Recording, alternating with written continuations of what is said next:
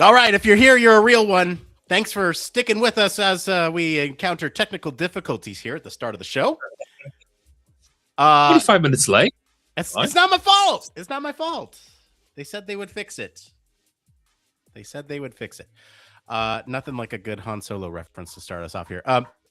Restream, our tool, would not let us go live, despite our best efforts. So there may be like some extra posts hanging around. That's why I say if you're here, you're a real one. Thank you. We're here now. We're live now. Look at us go. We did it. Best. So, anyway, how are you this evening? Oh, afternoon for you, isn't it? It is afternoon for me. Would you like the long version or the short version of how my week has gone? Well, we've got 25 minutes before we start recording, so you get the long version. Okay, I'm going to set the scene for you. Okay, a couple months back, I'm meeting with my prescriber for my medication, and she goes, "Hey, I think we're doing great with this. Let's go ahead and change it to a 90-day supply instead of a 30-day supply." That context is important because usually I get notifications that my 30-day supply is going to run out and that I need to replenish it. Because it's a new prescription, that did not happen. And so I ran out of very important medication last Thursday. This medication helps me function as a human. It's my ADHD medicine. And, well, what happened is because I stopped taking it on Thursday, not the next day, but the day after, which was Valentine's Day. Of course, it happened on Valentine's Day. I usually get hit with the most intense migraines of my life. I often joke about it, that scale that is not very good at actually measuring pain, 0 to 10, with the happy face and the sad faces. Yes, I see you're frozen too, Barry. Can you hear me? I can hear you. Okay, right. I'll switch my camera off and do it back on again. But yes, please, carry. Yeah. So anyway, I had So I had on Valentine's Day, what happens is I get these really intense migraines, body temperature fluctuations, vomiting. It is just the worst withdrawal symptoms I have personally ever experienced. And so basically what happened is that happened. And then I think somehow my immune system got weakened while that was happening. And then now I'm sick. I've got some sort of cold, and I'm doing everything in my power to not make it sound that way here on stream tonight. Well, in fact, I'm quite hydrated. So hopefully, if you can keep that going, then that's good. We shall see. So for some reason, my cam is not in the game. You are the NVIDIA logo for me. Yeah. And I might have to try something drastic, like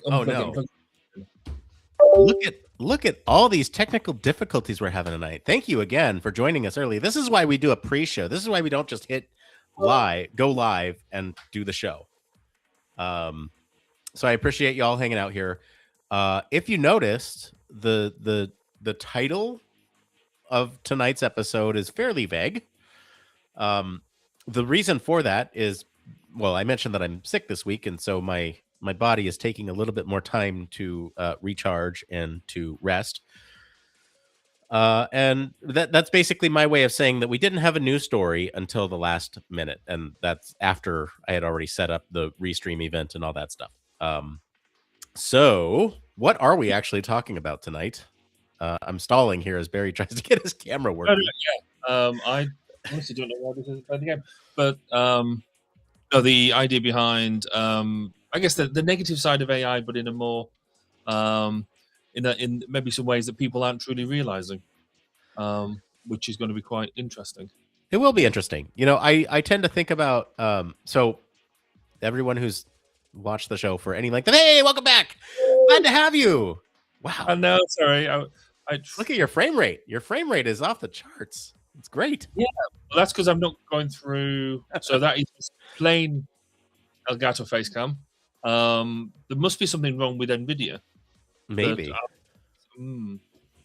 Have I pushed it too hard today? Anyway, I'm not going to mess around with it. We've got some stuff. It means my usual trick of how I look down the camera isn't going to work.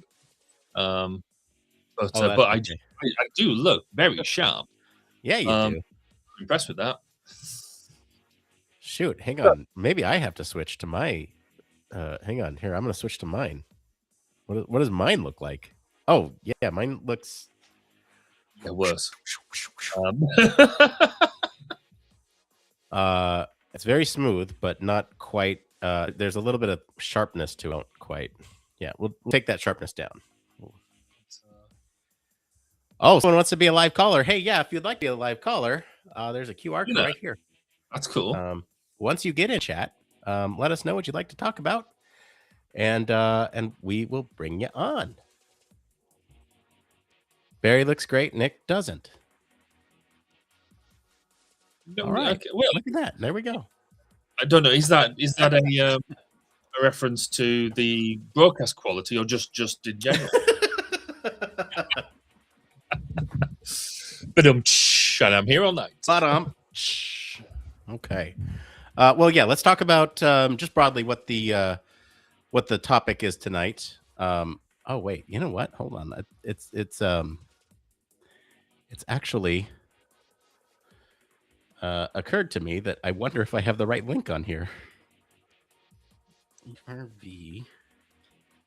Oh, I did. Okay, great. All right. Yeah. Yeah. So I tend to think about our stories tonight as like as anyone who's watched the show for a long period of time knows that I'm kind of like, God, another AI story. Really, we have to talk about it because we're human factors. Yeah, there's a lot of it going on right now. It feels like that's all that the field is talking about. I would like to get us some more variety in topics, which is great, which is why This Week in Aviation is back. But our main stories tonight are going to be about the like you said, sort of the side effects of AI, like what's going on. There's a scientist who predicted AI psychosis. There's a new forecast of what's going to happen next, and we're going to be kind of exploring that. And then also kind of the psychological effects of being, or at least this talk about being replaced by AI. There's some serious side effects to what's going on when we speak about AI in that matter. So it'll be a fun show. Hopefully that we're talking about we're talking about the effects of AI and not AI itself. Yeah. And it is some interesting bits as we'll get into, because it's when I first looked at this, I was like, well, is this just a increment of technology and therefore it is what it is? But actually, I think there is a lot more into it because of AI and the way people are using it, and people's anticipations of how AI is supposed to be, or what AI can do without people recognizing. So anyway, yeah, no, I'm quite looking forward to this one. Yeah, this will be a stress test for us, I think, in a lot of ways. It's already has been tonight because of our technical issues. Yes, being very smoke. Oh, Nick can't get the tech to work. Nick can't. Yeah, that's great. Look, I'm awesome. And then just going, then my camera goes down, and yay! Hooray! That's how much we take it for granted, right? Because we're doing this transatlantic conversations in near real time, and then we worry that the camera isn't working. And you consider what we're doing, quite phenomenal. That's true. So, to business, I've written the blurb as a wanna. So to introduce both stories at the same time, because they're sort of. Oh, okay. Are you happy with that? Yeah, that's fine. We can talk about them in tandem. I don't care. I think before our three stories made sense to talk one after the other, but this one seems okay. I might make some specific points about one story or another. Yeah, I'll probably do the same. But we could split. We could split it. I mean, it's because they are separate. We don't want to lose it on one or the other. So it just takes a very small edit to change it. Okay, yeah, make the small edit. We'll talk about them. Yeah.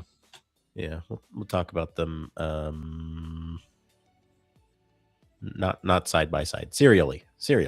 Yeah, there we go. Words. Oh, hey, I'm still not medicated, by the way. So you're getting an unmedicated episode this week. Hold on. No. I don't know. It's funny because it's not funny, but it's interesting because I started the show 2016, was unmedicated then. And I wonder if there's like a quality difference in the show. Like just I don't know. I can't even imagine how we'd measure this, but if there's a quality difference in the show when the host is medicated versus unmedicated. I was going to say, there's almost a thing there, is there? If somebody's really keen, because you've got all of that video evidence there. If somebody's to watch all the episodes and almost do a reflective analysis on all of them, and then without you telling them when medication started, though I think we do mention it in the shows, don't we? I think so, yeah. But see if they could do the analysis and objectively, I guess, review the qualities of the show. I wouldn't say quality because I think it's always top quality, but the qualities of the show and how it's maybe changed with it. It'd just be interesting if you could do that. You could do a sample. You could do like 3 or 4 episodes from each year, and then. Oh no, I think we'd watch every single one of them. Every single one. Okay. I mean, if a job's worth doing, I mean, it's only 313 episodes, so 2 hours an episode. You say 315, but we've aired much more because of all the bonus coverage and stuff. True. Yes. Yeah, it's kind of crazy how much stuff we've done over the last 10 years or so. So say a good say 400. So that's a good 800 hours at least worth of content. At least. Declan Finn said on LinkedIn, there's a difference in the show quality when the audience is medicated. I love that. It's great. We've always said that we should do an episode sometime, maybe an after hours episode where we have, like, I don't know, a couple of glasses of wine or pick a favorite beverage as we're discussing a topical news event, and just to see the differences in the coverage. Oh, of course, for science, right? It's for science. Yeah, it's for science. Yeah, of course. Okay, so let's see here.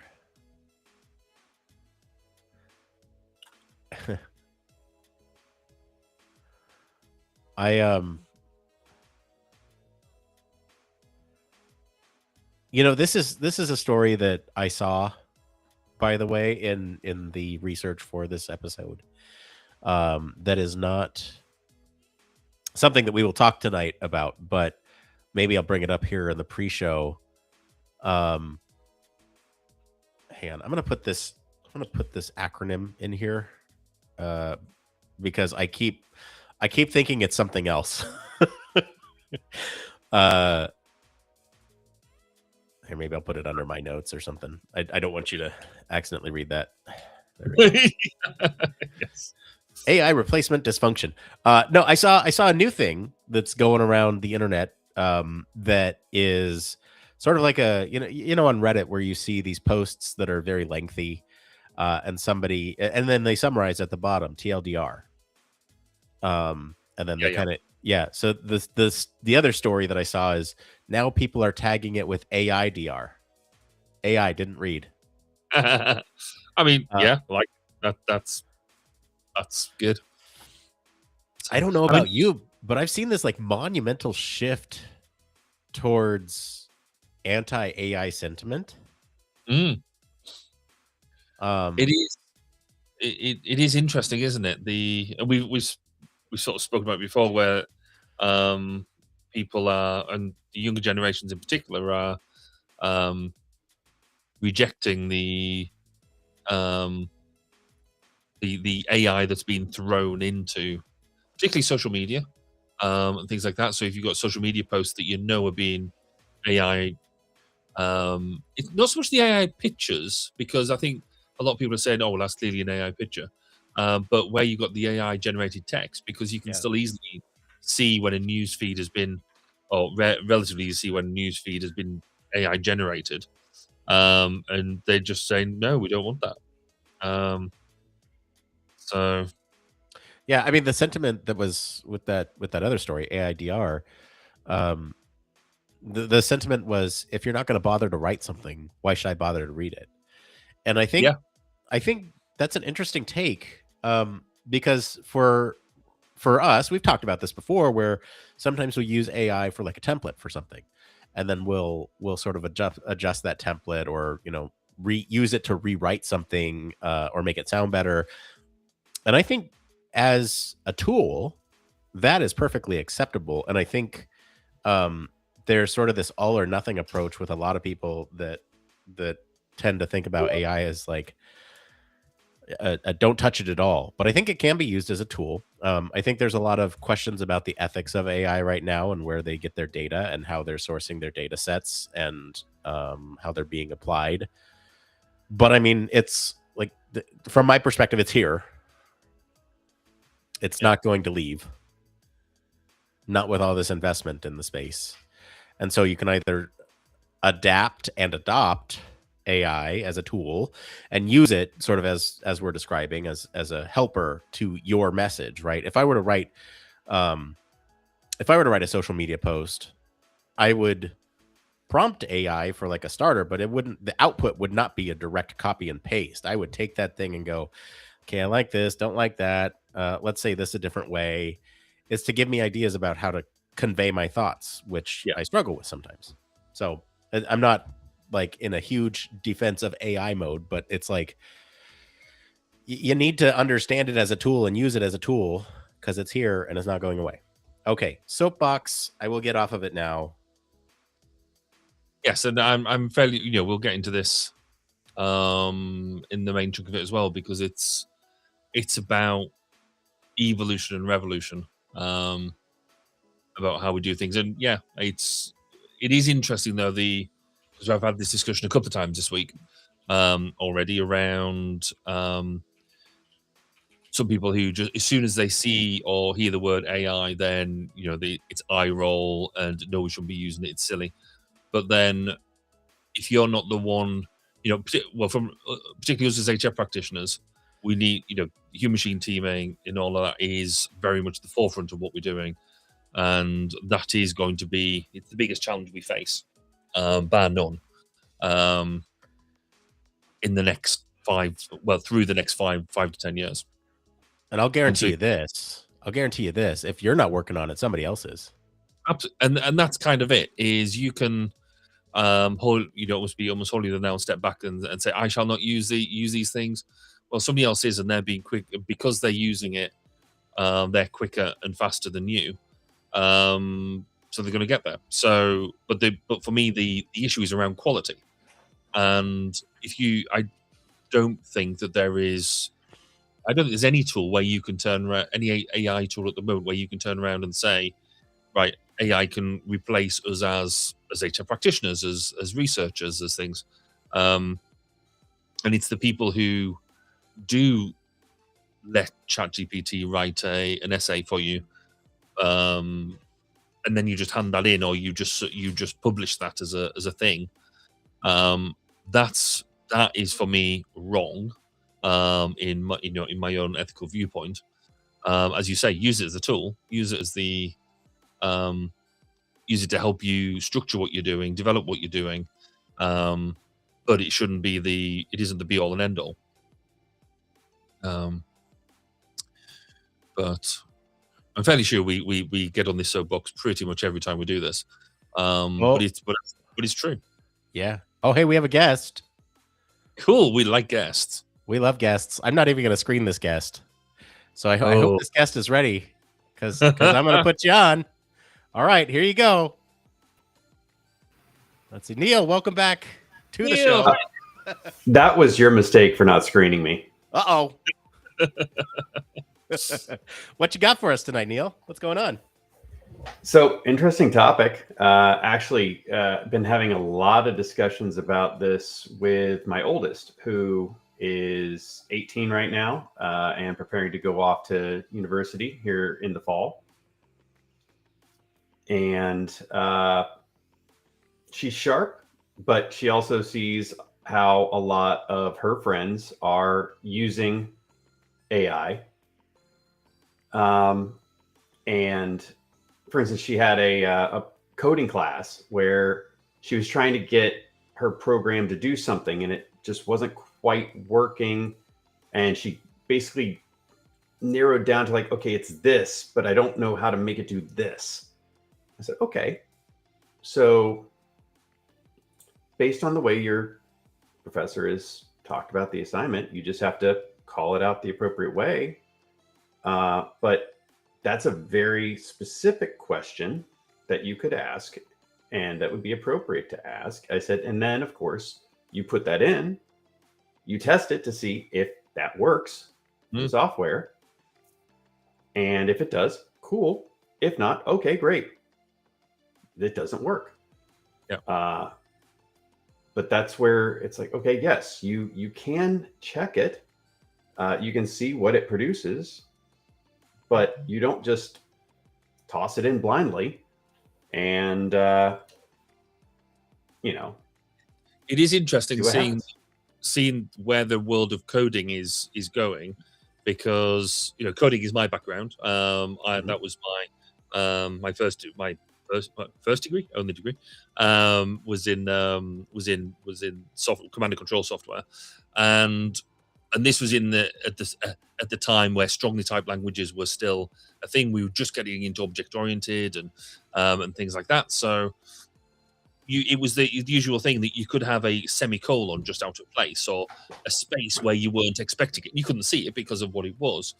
But that's where I'm now really interested in this whole vibe coding culture, which initially I was very much of the no, you can't do that. That's silly.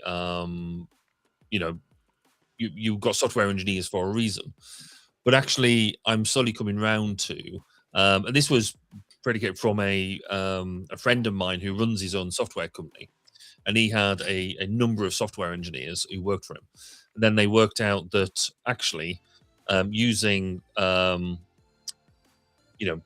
tools to support what they're doing, not necessarily the vibe coding piece as such, but using AI to help with the syntax, help with the nuts and bolts of what they're doing, they could focus then on getting the result that they wanted. So they knew the design intent, for a better expression, that they could do that. They could focus on the design of what they wanted and not having to worry about the simple syntax errors that can normally trip you up for days when you're debugging stuff. So there's I think, and again, when I've got back into it using some of the vibe coding tools and other bits and bobs, I don't have that. I haven't been able to keep pace with the way programming languages have changed and evolved over the past 15, 20 years since I was heavy into it. But because I've got a software background, I know enough to be able to go and dive into the code, understand what I'm seeing, and be able to make suitable changes. So I do think there is that, as a coder, learning the basics is still absolutely key. But then how do you best use the tools to make you efficient in what you're doing? And I don't believe anybody's got that balance right. And just as when I think you're getting it right, the world will move again, because this AI domain is moving so rapidly, so quickly, that just when you think you're getting your finger on it, somebody's done something new or cool, or completely stupid, well, whichever way it's going. So yeah, interesting times. Somebody will do something new, it appears cool, but yes, then the stupidity of it starts to kind of seep up. Now, Absolutely. Neil, you brought up you brought up the attitudes around AI, around your daughter's peers. What are those Mm. attitudes right now, like just from that age group? Because I can kind of speak to it from, I mean, we all have offspring of different ages, Mhm. so I feel like we can kind of speak to it from different levels of experience. But I'm wondering, what are you hearing?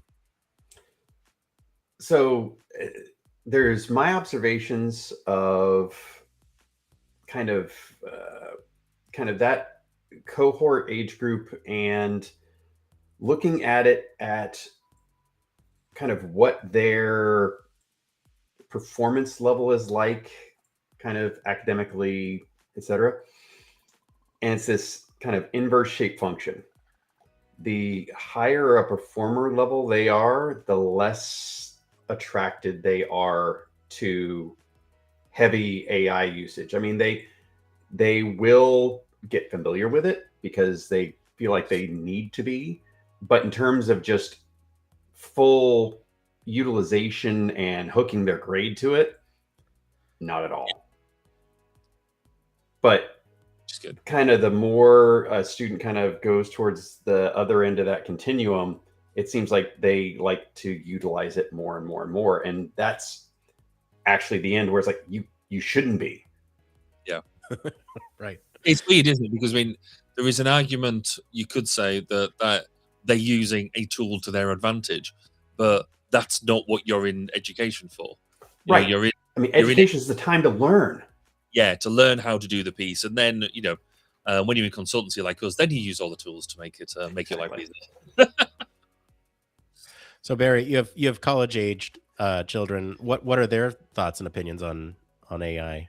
I have college age and young adult, as in 21-year-old, as well. It's interesting that they don't believe you should be using it that much. In fact, I was encouraging them to use it in some ways to help them develop some of their stuff. So I've got a English literature student, one daughter, and to help them do some of that, and they were very against it.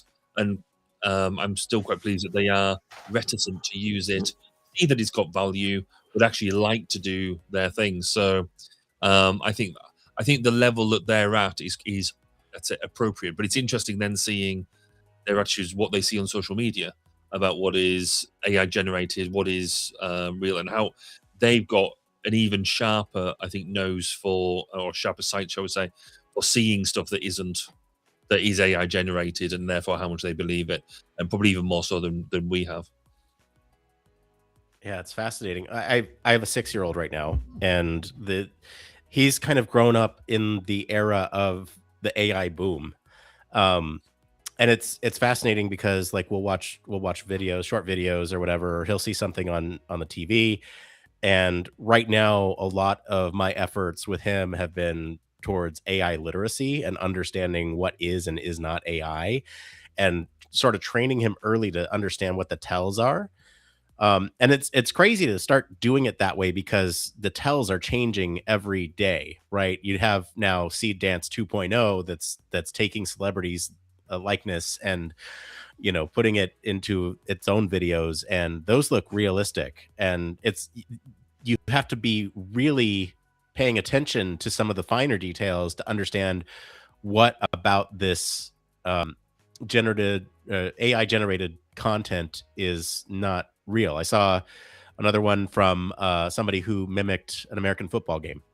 Um, and as somebody who's an outsider to the sport, I couldn't tell you anything that was wrong with it. But somebody else was pointing out that they were the model itself was making moves that the each individual position would actually make, and the only one of the only tells was that in the end zone it said something racism, right? Where normally in the end zone it says end racism or something to that effect, but it was another word before racism, and then they thought that was odd, and so then they could deem it was um AI generated. And so it's so difficult to teach a young child about that right now because it's always evolving.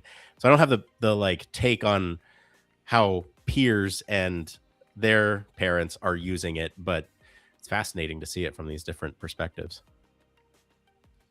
Yeah, I mean, given that the example you just gave, then Rams could have been in the Super Bowl final this year and won, but he wasn't to be this year.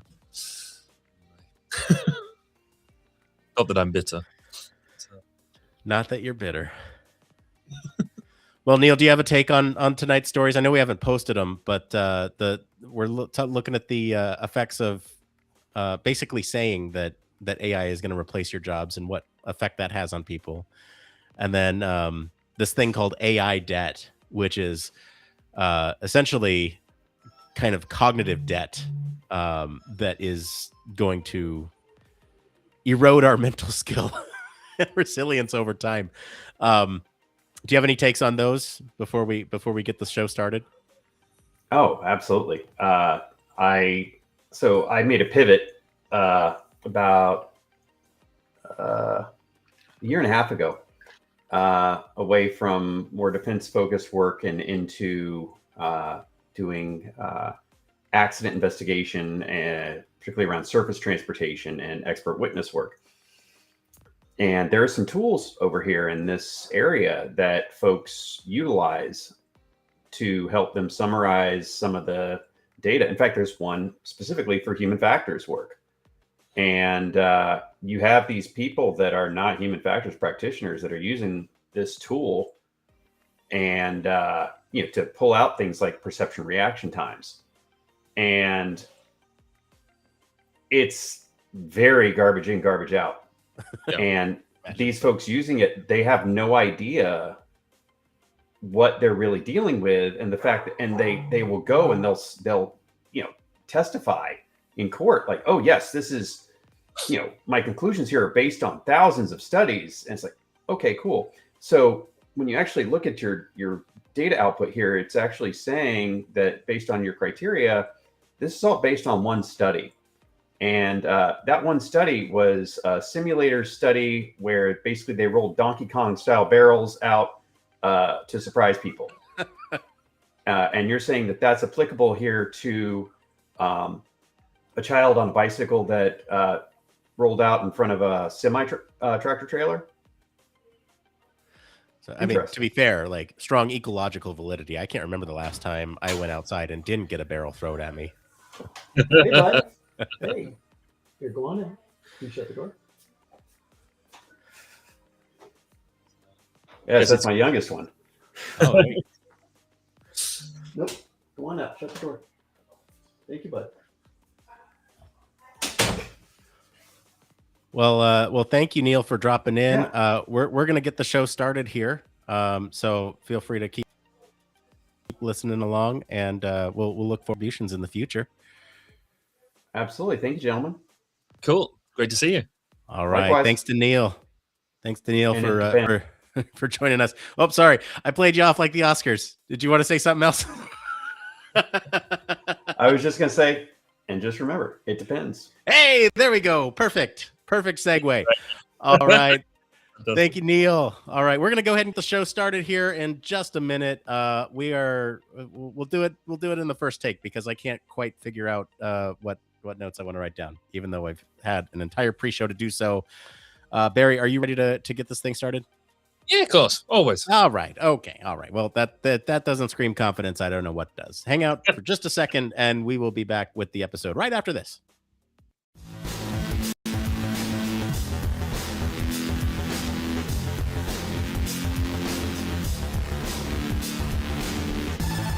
Welcome to Human Factors Cast, your weekly podcast for human factors, psychology, and design.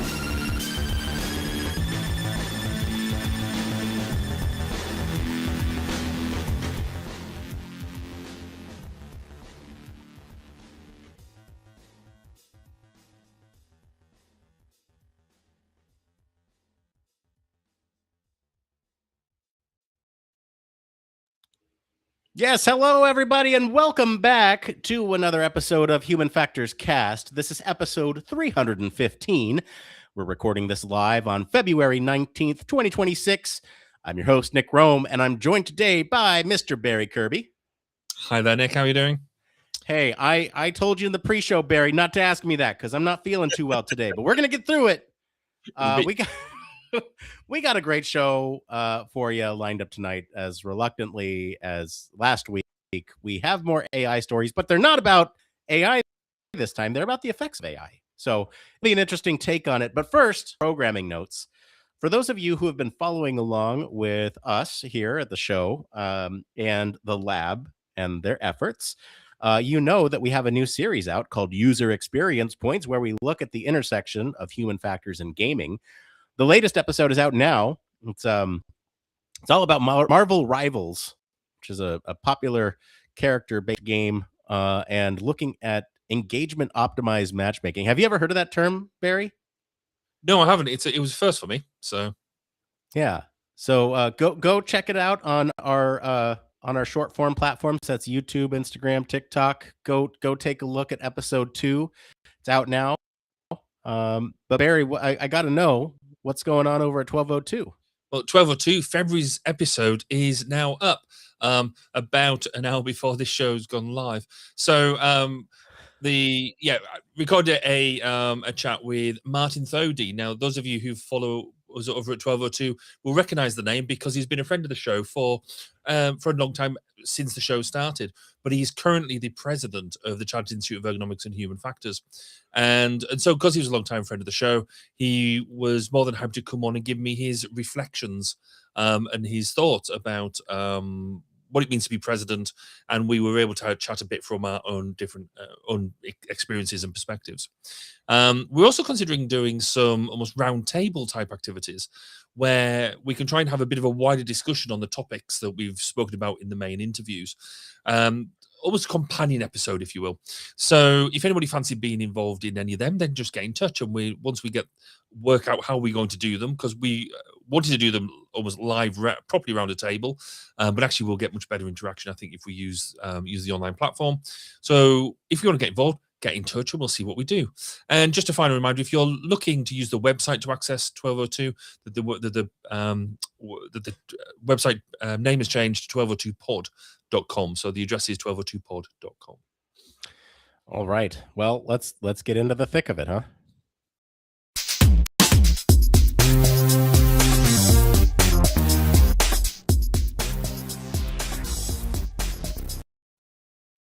Yes, that's right. This is the part of the show all about human factors news. Barry, we got 2 stories up. You want to take them one by one?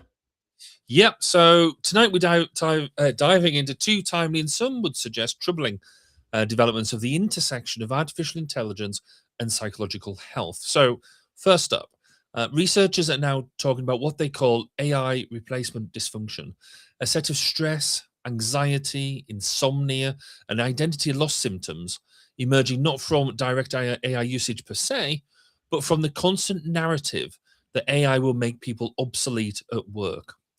This looming fear of displacement, even ahead of actual automation, is shaping how people feel about their roles, their purpose, and their mental well-being. Nick, do you feel that constant narrative? Do you feel constantly anxious, stressed, and have insomnia around AI taking over your job? Personally, no.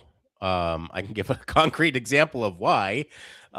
Just this week, I saw how a certain program translated something into something else that you would use as like a design tool, and the translation didn't do anything structural to the core to the core files, and so it was bad. But so I don't personally feel. I think human factors work is going to be very human centered for a very long time. I think we will work with AI as teammates.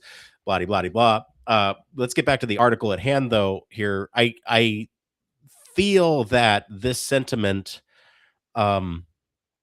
is something that you see fairly common. I mean, you can see this in the comments of any of the new videos that are coming out generated by AI or pictures or something convincing. You see comments like "we're cooked," or I'm not gonna have a job, or back in my day we didn't have to worry about this type of thing. And so I think there is definitely the sentiment there publicly. I think there's the article itself pulls out um, clinical applications and sort of using this as a clinically treatable thing. I struggle with that only because of our privileged position, but sort of our position advocating for people to team with AI partners rather than having those AI partners completely erase the position. Will it happen outright? Yes, absolutely. Is the fear justified in some cases? Sure, but I think we as a society should look beyond that a little bit and think about what opportunities then arise when those positions um, are then taken over by AI in so many terms. Well, then you have like supervisory roles of those AI, and the role just changes. I mean, the same thing happened with calculators. The same thing happened with automobiles. Like you name it, we've adapted.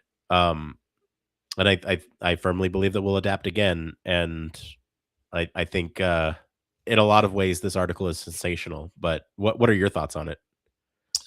Yeah, it's interesting because I think when I first read the article, I was very much of the thing. Well, we've been here before. We've been here loads of times before. Every time we get some sort of industrial or technological revolution, they're going to be jobs are lost. Jobs are lost to technology, but then new jobs, as you just said, jobs are created. So life it isn't changing, it's going to move. And maybe we as humans, some people say we don't like change. Maybe that's it, but I don't think that's where this story is truly going. I think you're right, it is possibly a bit sensationalist. However, is this almost a real thing of AI bullying from management? So you could historically, I mean, I guess the way I thought about it was if in the factory assembly line, that you could see everything was by hand. Everybody, people were on the line putting that together, and then people said, "Oh, we're going to get these machines in to come and do your job." And now we've got factory lines that are pretty much autonomous. You've got robotics going and really doing things faster, longer, safer, and with greater precision. And then there's certain elements that only people can do, and they do them bits. And I was like, isn't that just this? Isn't that just this again? But I think you can see here that that you've got bosses there, you've got managers going, AI is going to take over your job. Why do we need you anymore? You're useless. AI is going to do it.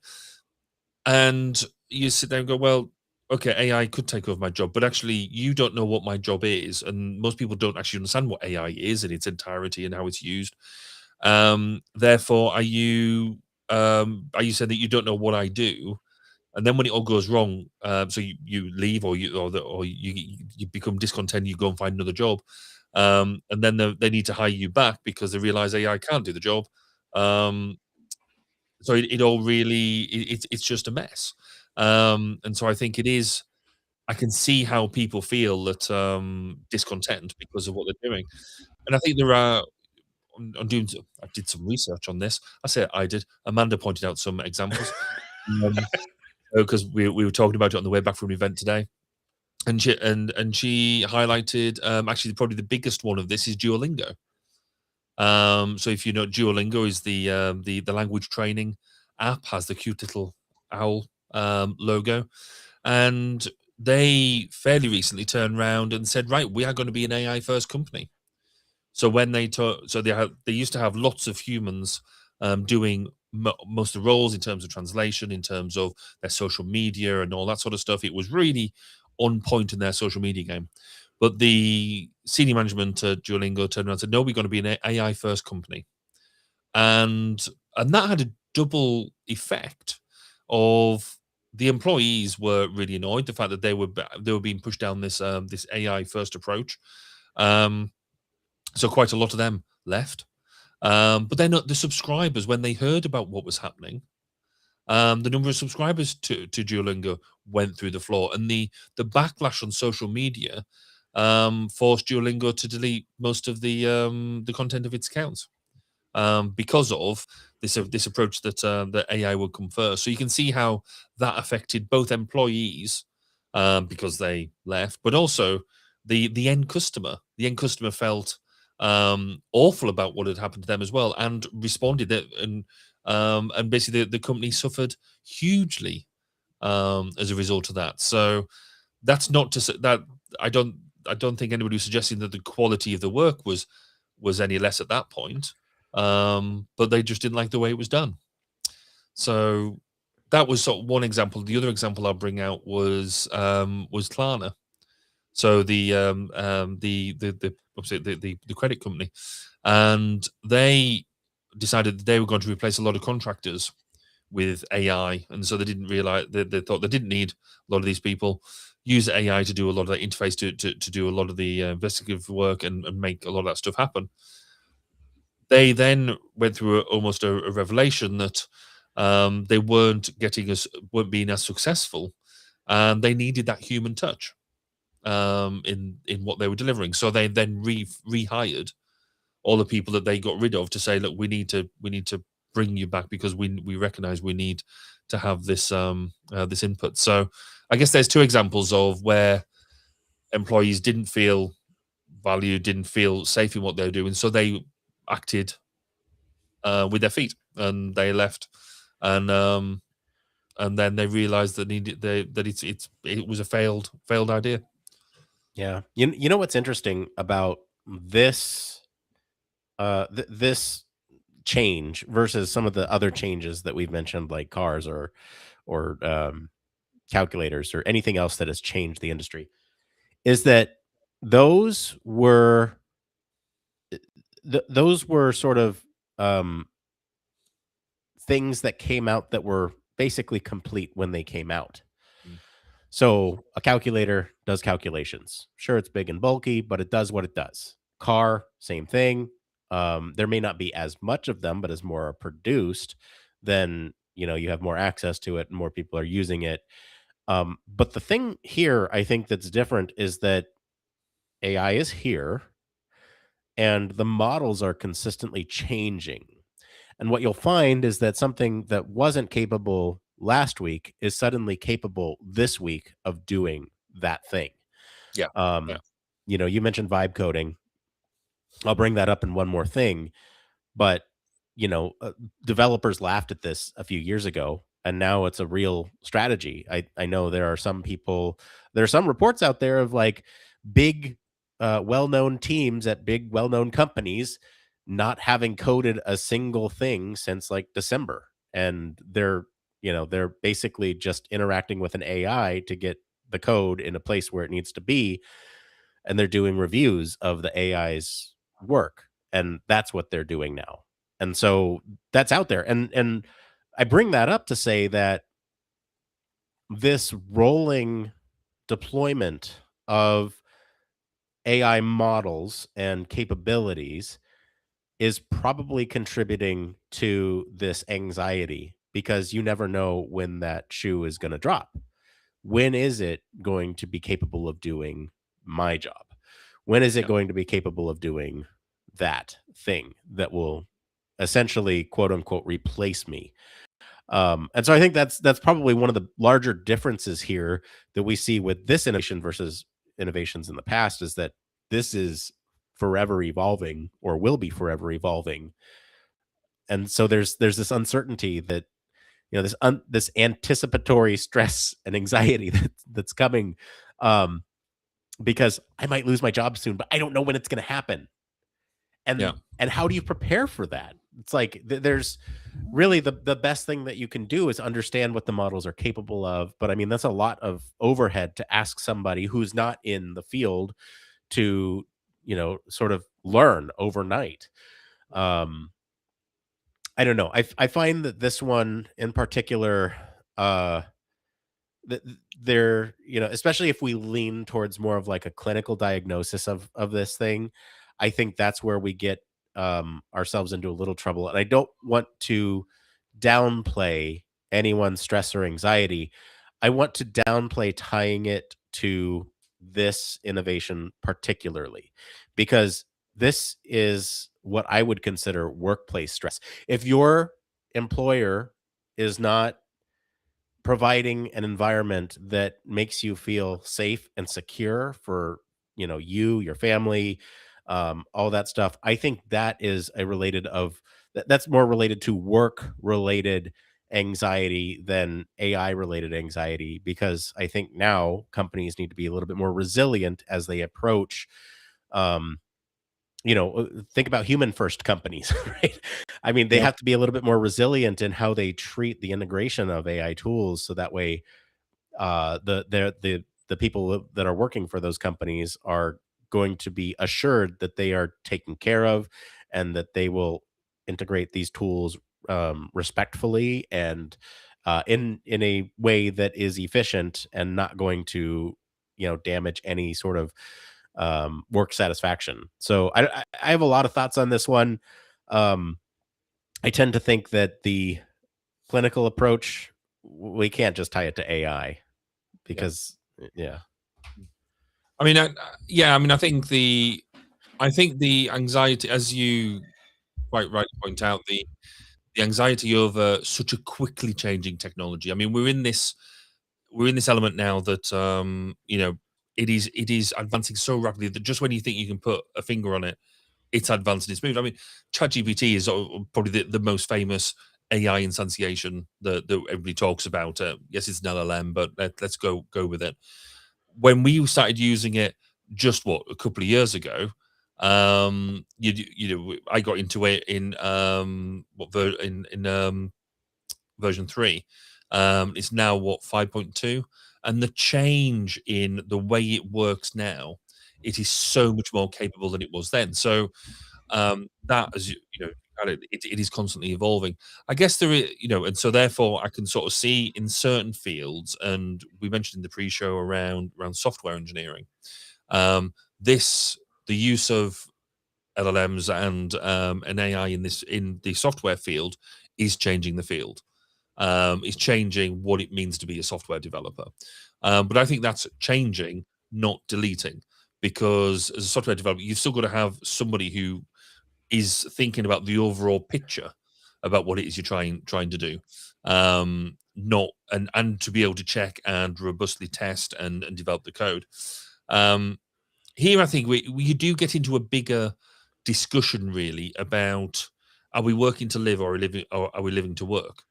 Because you could argue that as a society, if AI is doing what we feel it should be doing, which is taking the weight off, it's allowing us to do what humans do best. We make decisions and things like that, allow us to be more creative rather than being hard focused. Then is this anxiety just almost a displacement of what it means to be human, and therefore is there a fear of how we live our lives, we less focused on work? However, there is a reality here of most people need work to pay the bills. Work just doesn't magically so money doesn't come out of the air. So um whilst I've seen some of these arguments around, this will allow humans to be more creative and things like that, society, I don't feel is at a place that we can take AI taking over our jobs and it'll all be fine, because you need to pay the bills at the end of the week, and that's where I think a lot of this anxiety comes from. Is people don't see them jobs to change into that they used to be there. So it's complex, and but you're right. A lot of it is, it's probably, we blame it on AI, but it's workplace focus, job security as a whole. Yeah. And think about this too. I mean, this issue is largely like white collar focused. You think Mhm. about AI is not going to replace your plumber, your electrician, like I tend to think about these as like first world problems in a lot of ways. And Yeah. they are, right? I think that between the organization approach and the responsibility of them to make sure that their employees are taken care of, or that these things are implemented in a way that changes the workforce but not damages the workforce. and then who it actually affects, I think we have to kind of take a step back and understand that, yeah, it'll probably replace somebody taking your order at McDonald's, but it probably won't replace the fry cook in the back. I mean, probably, maybe, Yeah. but you know, And a lot of people are using it as force multipliers, not replacements. So some people are using it, and certainly I know that we have been using it in a way that we were able to do things that we weren't able to do before, or we didn't have access to before. So it's not replacing a job because we just wouldn't have done it in the first place, if that makes sense. Um, so that's also an interesting way. But I guess you look at some of historically, I completely agree with you around the trades of plumbing, electrician, woodwork, joinery, that type of that stuff. There are other traditional roles that have been hugely impacted with technology and we possibly don't recognize or talk about. So take the farming industry.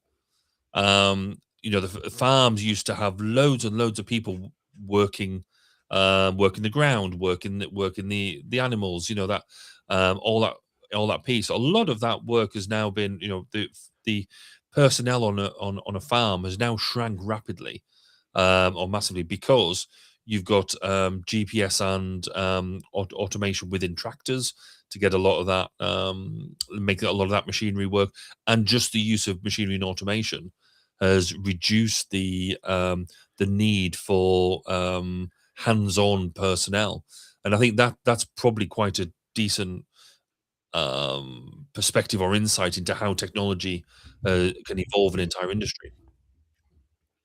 yeah, I think as we sort of look at this story here, and I'm trying to think towards the future, and like what can we do to help with some of this anxiety. If any organizations are listening, I think one of the big things we talked about, the organizational responsibility to talk about it, um, r- talk about it from the perspective of, rather than half of you are going to lose your job in 18 months, to actually understanding what the AI tool that you're implementing will actually change, and how the people themselves will be supported rather than the other way around. How will the AI supported by be supported by the people, but rather how will the people be supported by the AI tool? And changing that narrative, I think, will go a long way for making this type of discourse, or this type of anxiety, this type of stress associated with AI is going to take my job, to be a little bit less of a sensational stressor in the workplace. And I think, obviously, I'm going to go ahead and plug human factors here, just in general as a field, because hi, human factors cast here. Uh, like True. there's always going to be a place for human factors practitioners to step in here and design these jobs, with the humans being a key part of that, human in the loop, right? And I think that is one thing that we have to remember. You can't just outright replace people. And so I think I'm coming from it, we're both probably coming from it with a very privileged lens of saying, yeah, we know how this is going to turn out if you just flat out replace people with AI, and it's not going to be good. uh so it's easy for us to not get super wound around the axle for something like this. But I can see where, if not everybody is talking about it in the way that we do, um, then there could be some anxiety. So, yeah, I don't know. Any other closing thoughts from you, Barry, on this first story? Yeah, I guess for some reason, for some people, that anxiety, I guess, becomes very real because the nature of the workforce, or the nature of business, the nature of certainly capitalism, is there's a lot of people who are willing to try this. And the two examples I gave there were where companies had gone out, they tried it. So obviously they did have physical effects to staff, but it all comes sort of right in the end. So I do think there is legitimacy around the anxiety because people do try these things. But longer term, we are in the I think we are in the throes of the revolution, as it were. And things will come right at the end. All right. Why don't we get into this next story here? Yeah, so I guess to follow on from that topic, we're coming with some of the most visceral concerns around AI, which are around the technology's role in extreme psychological reactions. A scientist who's been studying AI effects on cognition warns that excessive reliance on chatbots, especially in creative or reasoning work, may be creating a kind of what they term a cognitive debt, eroding the mental skills and resilience over time. So, Nick, do you find that if you're using chatbots too much, are you refusing to think anymore, and you're just taking on what the chatbot gives you as gospel and running with it? I don't know if that's necessarily what they're talking about here. I think to me, what my interpretation of this article was that so let me back up and kind of give some more context for this. This is by the same person who predicted AI psychosis, which, if you're unfamiliar, AI psychosis is basically um, it's, it's psychosis triggered by AI.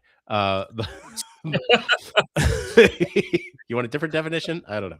Um, and this person predicted it a while ago, right? And I think what they're trying to predict now is that those who are in, as you say, these creative or reasoning roles, um, these scientists, intellectuals that are engaging using these AI tools, what's going to happen is that um, if you lean too hard on AI, you will start to feel like there's all this ideation that's happening that you can't follow through on.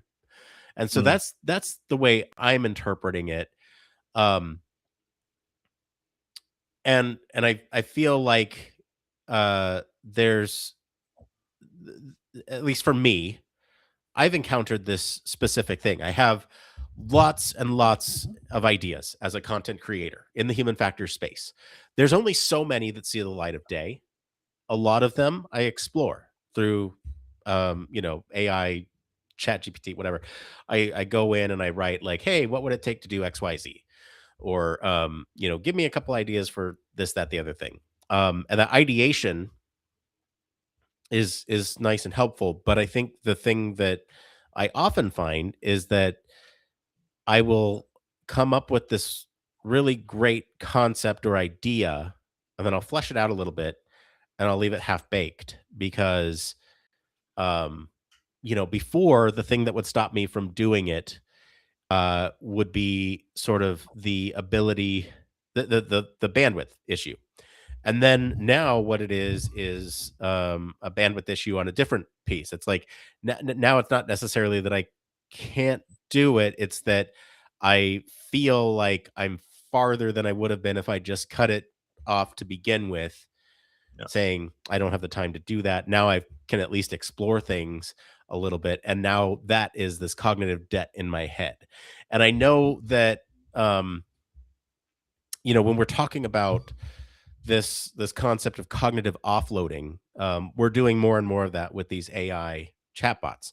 And like, I have this idea, boom, I put it into chat GPT, and then boom, it's gone forever because I've offloaded it. If I remember it, I'll go back and search up that chat and it'll be there, and I've offloaded that to the AI. And I think this is sort of that concept of cognitive debt that they're talking about here, this accumulation of using these tools like AI to externalize the memory functions and the reasoning functions behind some of these things that require a lot of intellectual thought. Is this cognitive debt where now I've offloaded that reasoning or talking through, and it's stuck in a chat somewhere, and then I don't have it written down anywhere else. And then if I want to retrieve it, I have to go and search for it, and I have to remember to retrieve it. So I tend to think of it less as like a crutch and more of like I've put my information into this thing to explore this concept or to do more thought on a thing, and then it's suddenly lost. And so this cognitive debt is the buildup of that lost stuff that you'll never work on again. At least that's my interpretation of it. I feel like there's probably a little bit more nuance in the article, but this is me speaking from experience and kind of the way that I'm seeing myself going. And sometimes I have to back up and be like, I'm never going to touch this chat again. Why am I even trying?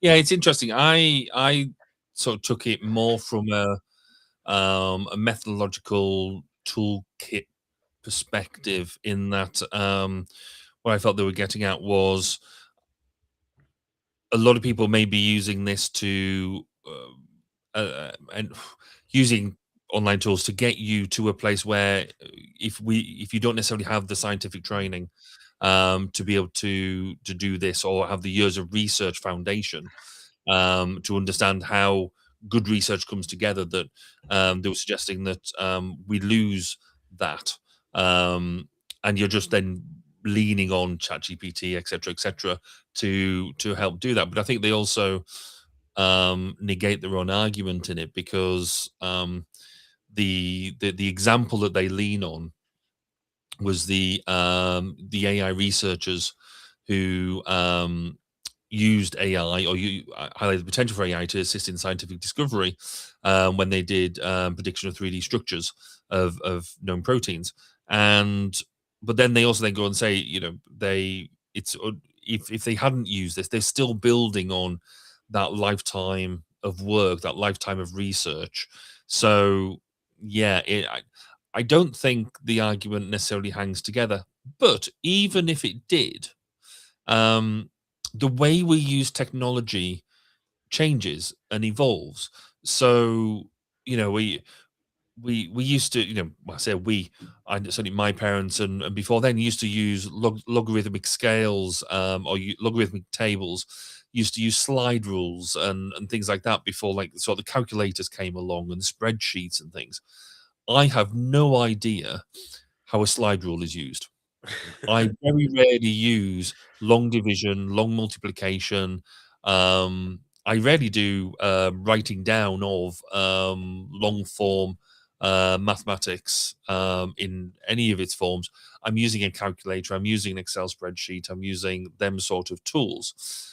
I don't, but I don't. So my cognitive debt there is I don't know how to use them older techniques, and I have no idea how to use them. So if I need to do that sort of thing, I have to rely on a calculator to do it. I have to rely on a spreadsheet to do it. I could go and find out if I wanted to, and that's a different thing. But I don't use it on a day-to-day basis.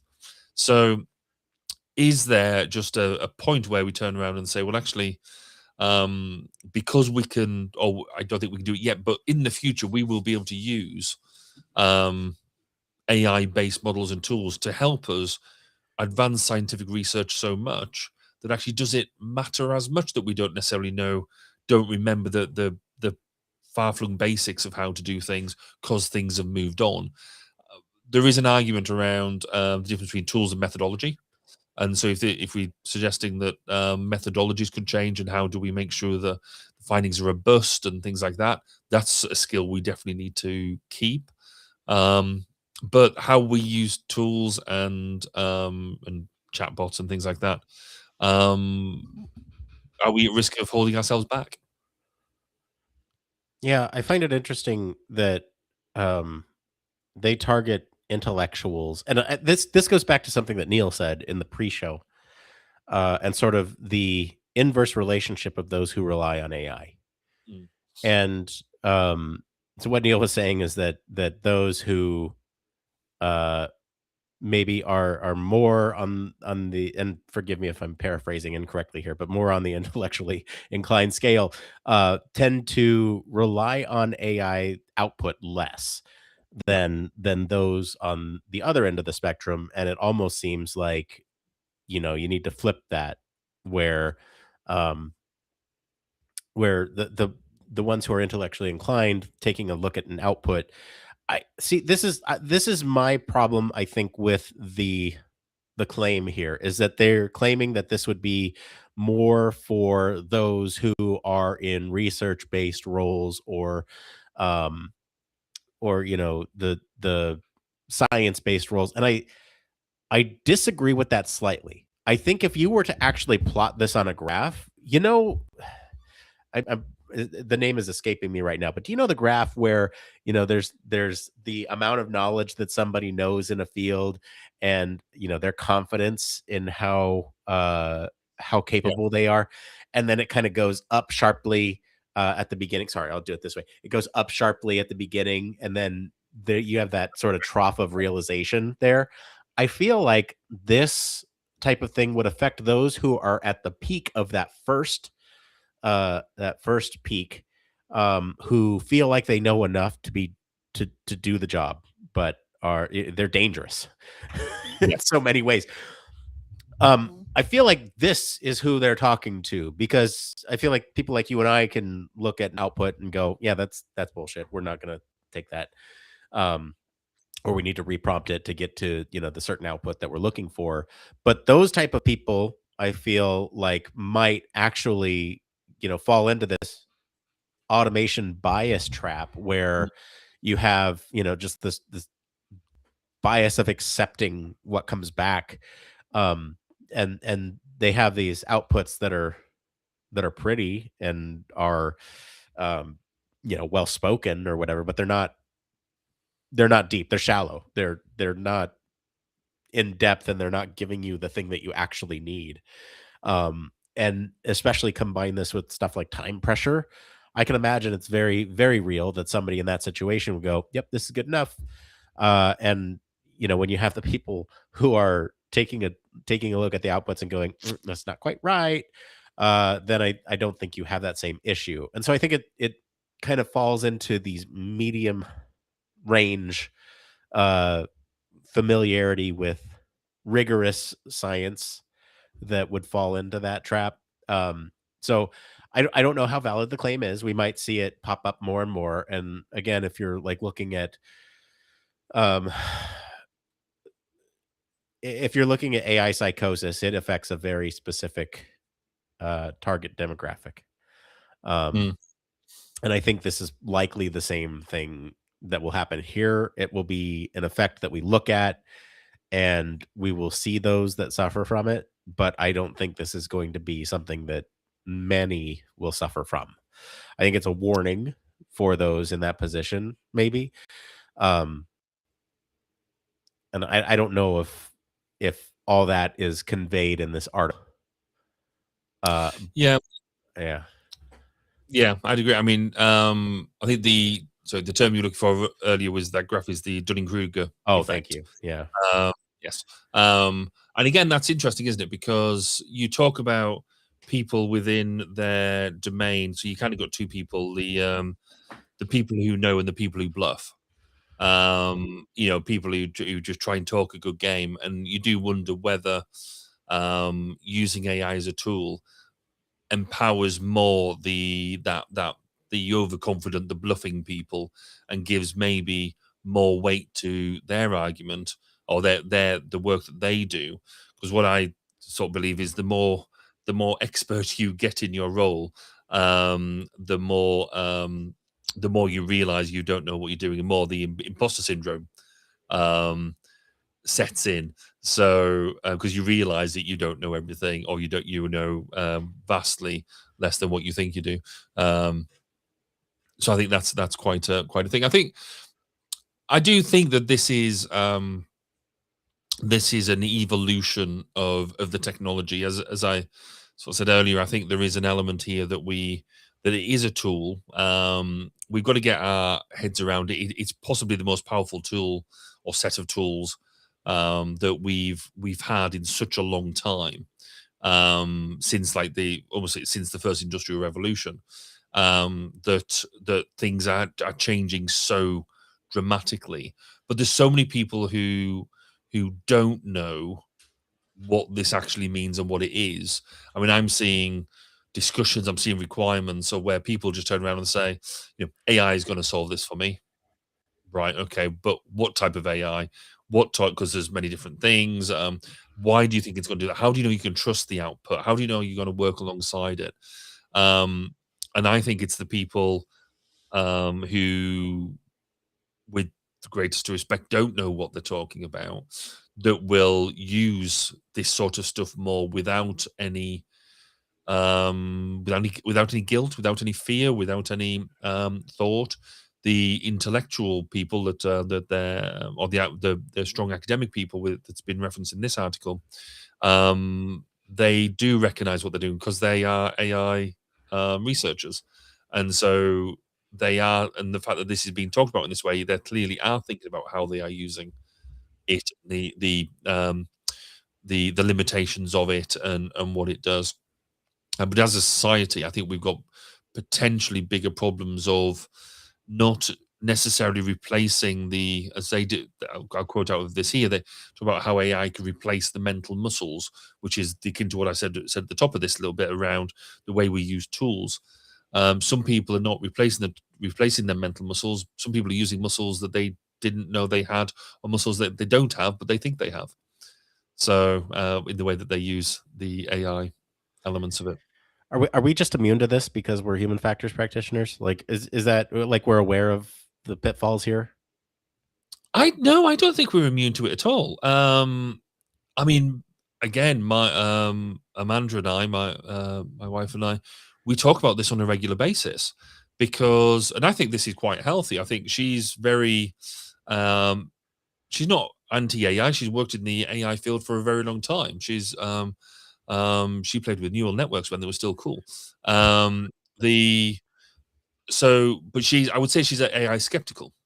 That she thinks that we need to be taking the work we do with AI with a massive bucket full of salt. Whereas I'm quite pro. I see it as a tool that we should be experimenting with, learning about, understand the limits of it. And I think between the two of us, we're about right.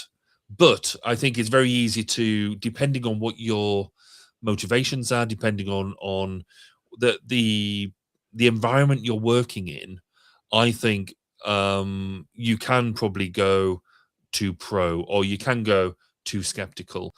So I don't think we're pro to. We're probably more in a front seat position to understand the effects.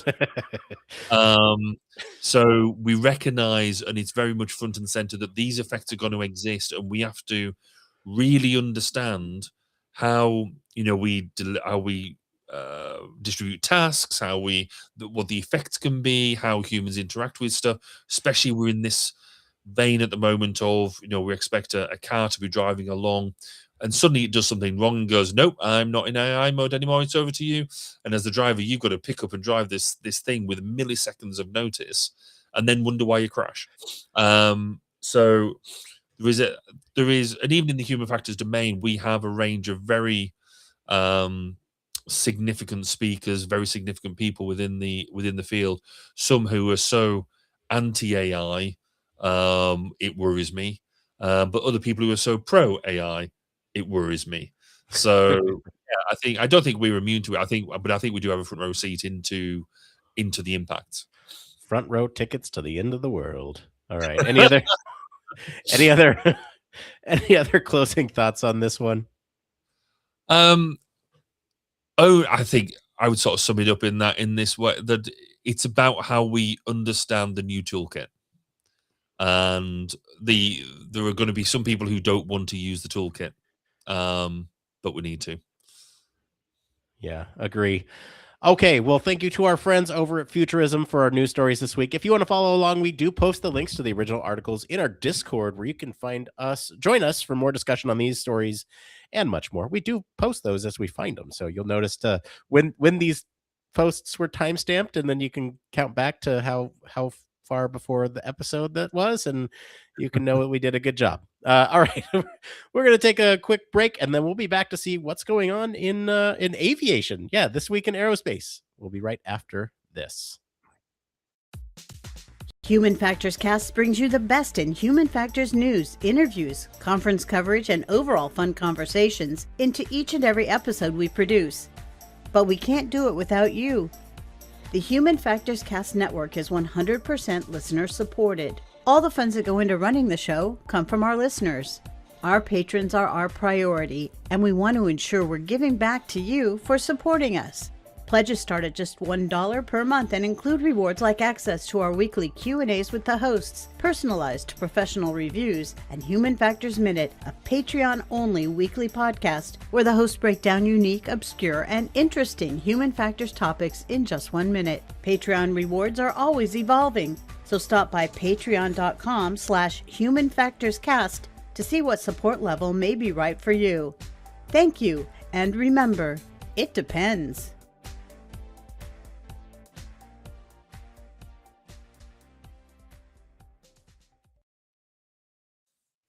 Yes, huge thank you as always to our patrons. We especially thank you because you keep the lights on. You make the cool lights in the background happen. You make the lab happen. You make the platform happen. You make it happen. You make this whole thing happen. So thank you so much for everything that you do for us, for your financial contributions. And if you want to be a patron, you can do that. Human Factors, patreon.com/Human Factors Cast. I mentioned it before, but we have a brand new segment as of last time called This Week in Aerospace. So we're going to take it away to our friends over from the HFES Aerospace Systems Technical Group, Phil and Elena. Over to you. What's the latest in aerospace?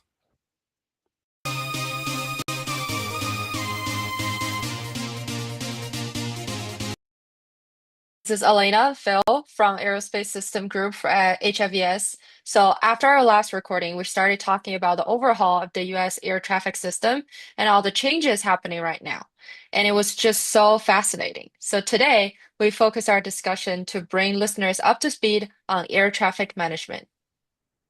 On January 11, 2023, all US flights were grounded or delayed nationwide for close to 2 hours. It was the first time since 9/11 that the FAA issued a nationwide ground stop in the country. What happened? During a scheduled maintenance of the computers running Notice to Airmen system, or NOTAM, one employee mistakenly replaced one file with another, corrupting the database. This led to the outage of the NOTAM system, which provides advisories to all aircraft pilots about potential hazard along their routes and airports. With the NOTAM system down, the FAA grounded all flights to ensure safety. It's so surprising that moving one file can disrupt the entire air traffic system. It took close to 2 hours to fix the error. And from a human factor standpoint, if a file location is that important, shouldn't the system be designed so that this type of user action is not allowed? That is something to consider. Then in May of 2025, the Denver En route center suffered a 90-second communication and radar blackout. Now, to be clear, aircraft continued flying their assigned route during that time, but ATC could not reach pilot to give them a new clearance.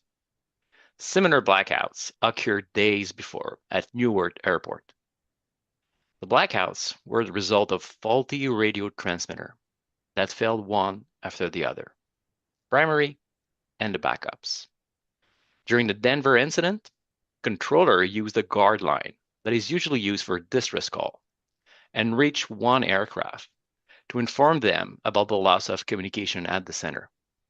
That pilot then broadcasted to the other aircraft, instructing them to change radio frequency to reach an operating center. Wow, I was not aware of how it unfolded. So, to better understand the problem, can you tell me what the current state of ATC in the country is? All right, so I want to be clear, air traffic management is safe and working in the country. No doubt about that. And everyone is committed to safety, that is controller, pilots, airline, etc. But ATC is facing two issues. One is infrastructure, and the other is workload. About infrastructure, following the NOTAM outage, the FAA was tasked to conduct a risk assessment to evaluate the sustainability of all ATC systems. For example, NOTAM is such a system, such as electronic flight strips or weather information. The report was released in September of 2024 by the Government Accountability Office. Its title was unequivocal. FAA actions are urgently needed to modernize aging systems. I remember the report vividly because I had just started the HFES newsletter for aerospace at the time, and it was one of the first news that I covered, and I was shocked by what I've learned. Out of the 138 systems surveyed, they identified that 76% of them are unsustainable or potentially unsustainable, meaning that they have outdated functionality, a lack of spare parts, or if an update is available, there is no funding to support its acquisition. What is more concerning is that 58 of those systems are considered to have critical operation impacts on the safety and efficiency of the airspace if they were to fail. This is what happened with the NOTAM system that we talked about earlier. And from my understanding, the situation has gone on for a while, and the FAA is aware of it. Their problem is with funding. Over the past 15 years, the FAA's budget for ATC infrastructure has remained essentially flat at approximately $3 billion per year, meaning they were unable to upgrade equipment across the country. You can look at the FAA's report. They share pictures of their work environment using fans to cool an old radar system, using aluminum foil and wrapping it around ribbon cables to reduce interference. Some systems even use floppy disks to share files between computers running on Windows 95. I mean, when your operation rely on using floppy disks in Windows 95, that's a sign of an unsustainable system. Now, for people watching online, or if you go over the YouTube channel, we'll present pictures taken from the report for you to see. So clearly, there's an infrastructure deficit. But what about air traffic controllers? I would imagine that working in such environment must be a challenge for them. You're on the right track. ATC workforce is facing significant strain due to staffing shortages, high workload, and demanding work schedules. There were just over 14,000 controllers in 2024, but close to 7,000 of them are expected to depart by 2028. That's half of the controllers within 4 years. To mitigate this, the FAA plans to hire 9,000 new controllers by 2028, offering incentives such as educational support and a 5,000 graduation bonus. Although the FAA has expanded training beyond Oklahoma City to additional centers, including Emmons-Riddle, training remains highly demanding with a 26% dropout rate. This underscores ongoing human factors challenges related to fatigue, training burden, and workforce sustainability. All right, so let's circle back to the ATC overhaul that is happening. So in May of last year, the US government announced that it will replace the air traffic control system. Their program is called Brand New Air Traffic Control System, or BNACS. It has a budget of $12.5 billion and 3 years to make major changes. It will replace copper analog cables to bring in fiber optics and high-speed internet connection. It will replace radio for voice over IP to prevent issues reported previously. And it will also install ground surveillance radars at more than 200 airports. It's a very ambitious program and will need to move at a fast pace. And this is only the first part, as Secretary of Transportation, Sean Duffy, has already announced that ATC modernization will need an additional $20 billion to complete the work. So this is the first part, is to show to Congress that they can deliver before asking for the next $20 billion. So actually, I read that Peraton was named the prime sister integrator for this modernization effort, but I've never heard of them before. Who are they? Well, it's totally normal that you've never heard of them before because Peraton came into existence less than 10 years ago. So in 2017, Veritas Capital, an investment firm based in New York, bought Harris Government IT Service Division and renamed this Peraton. At the time, Harris was also responsible for ATC IT infrastructure, but that division, the one for ATC, was not sold to Peraton. Peraton has continued growing by acquiring other business units in the areas including space, intelligence, cyber, and defense. Wow, sounds like a fast-growing business. What else have they done so far? All right, so for what we know, Peraton was not involved in previous projects related to ATC. Their role as prime system integrator of BNACs is to steer the entire acquisition program and to allocate contracts to supplier. One of the first major announcements they made is the replacement of over 600 ground-based radars. Collins was awarded over $400 million to install two types of radars. The Condor MK3, which is a cooperative surveillance radar, meaning that it uses aircraft transponders to locate its position on ground. For aircraft without transponder, they also installed the ASR-XM, a non-cooperative radar that detects aircraft using reflected signals.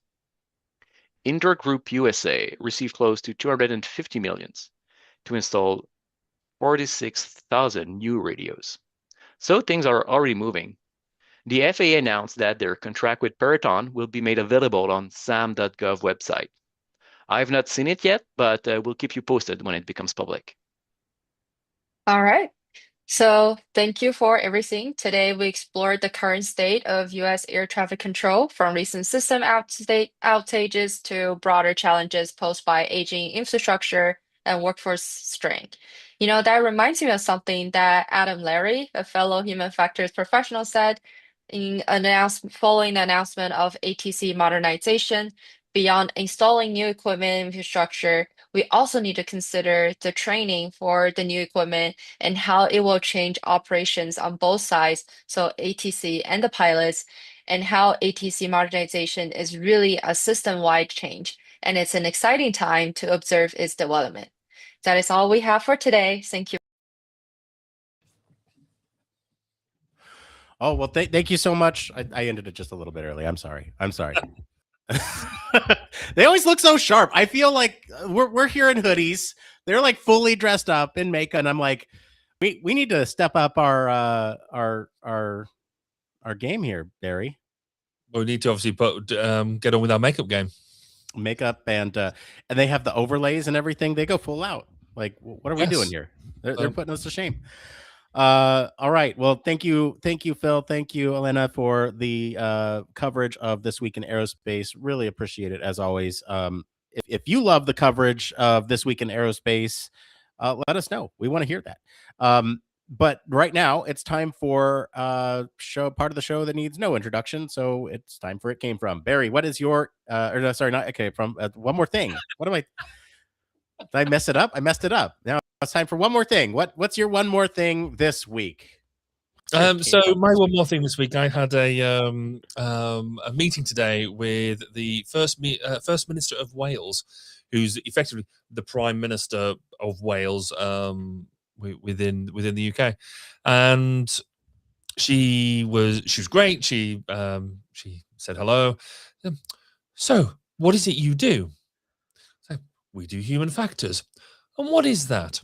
So we had this thing about where you have to explain in a single sentence to a politician, Ellen Morgan is not a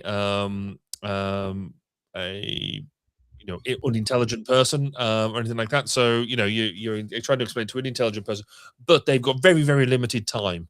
And you've got to try and get this concept over to them really, really quickly. Now, I find we have many, many conferences that still can't describe human factors in a pithy sentence. So how was I going to do that in about 10 seconds? And so I and Amanda give it a good valiant go. And she turned around and said, so it's a bit like ergonomics then? I'm like, yeah, broader, sort of. And then she went on to the next person. So it was an interesting exercise that I struggle with explaining what we do at the best of times. But to try and explain it to the First Minister of Wales in a pithy sentence in a way that she could grasp before going on to the next person was a particular challenge I did not enjoy. And we were then trying to discuss it on the way home from this event to try and work out how can you do human factors in a one-liner that appeals to a politician. So we're still working on that one. But it was a fantastic experience to meet her today and introduce her to the world of human factors. The go-to I always go to, if I have to do like a one-liner, I always go to, it's designing for a human for their task given the context that they perform that task in. Yeah. Not all encompassing, but it does enough to get it across. We saw What- a similar thing around fitting the task to the human rather than the human to the task. But then I did throw some rather spicy examples that were very relevant to the rest of the audience that was there. That if somebody else had heard me, I could have got into a bit of trouble. But anyway, no, it was a fun exercise. What about you, Nick? What's your one more thing? Well, you had mentioned vibe coding a few weeks back, and I thought, oh, you know what? I should probably try to do that. I had tried like way early on when AI was just a brand new thing, and it was not anywhere where it needed to be then, especially for somebody like me who's familiar-ish with coding, but is not my strength. Like I'm not don't have a background in coding. Like I know how to print hello world, maybe is how I could put my coding skills, right? Um So, what I've been doing is I've been working on a tool to help with some of the human factors news that we get. So, it's no secret that the way that we conduct our news search is across a variety of different sources. We try to mention them on every show that we do. Uh, you can imagine that there's a lot of noise in the signal that comes through.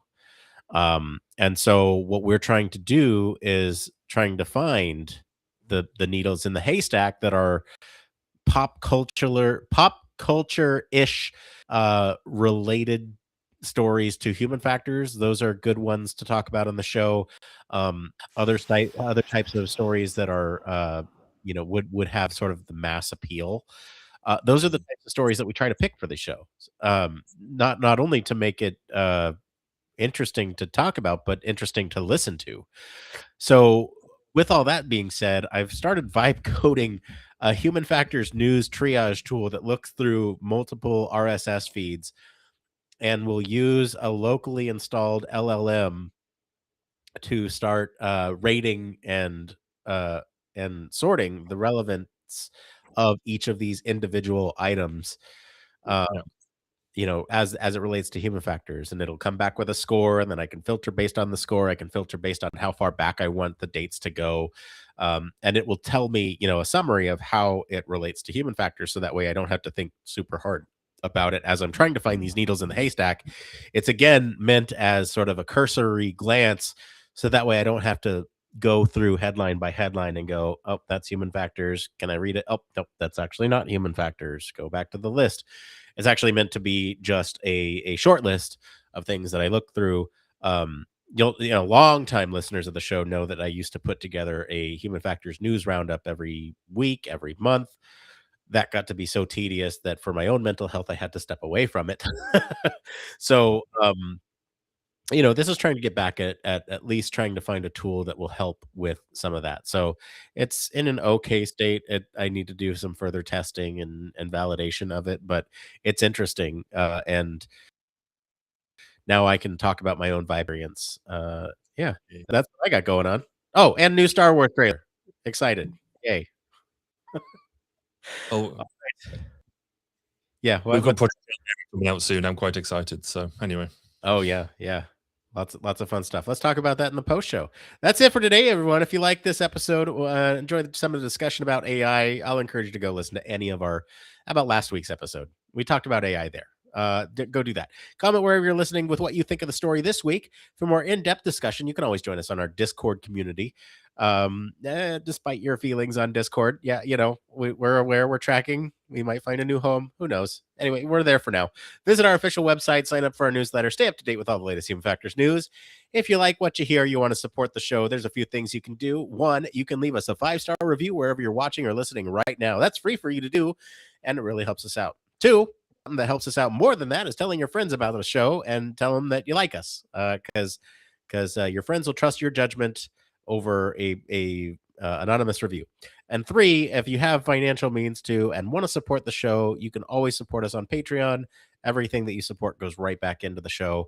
I don't pocket any of it, although Barry skimmed off something a lot one time to buy a car. I still haven't got that money back, Barry. Give it back. As always, links to all of our socials and our website are in the description of this episode. Mr. Barry Kirby, thank you for being on the show today. Where can our listeners go and find you if they want to talk to you about AI taking their job? Well, AI is already taking your job, so there's pointless come talk to me now. But no, you can always come talk to me on LinkedIn, on Facebook, Instagram if you want to see some recent pottery failures. But if you want to come and listen to the newly revitalized podcast where I chat to individuals in the human factors domain around their expertise and experiences, then find me on 1202 The Human Factors Podcast, which is 1202pod.com. As for me, I've been your host, Nick Roome. You can find me on our Discord and across social media at Nick_Roome. If you're watching live, stay tuned for the post show. For the rest of you, thanks again for tuning in to Human Factors Cast. Until next time, It depends.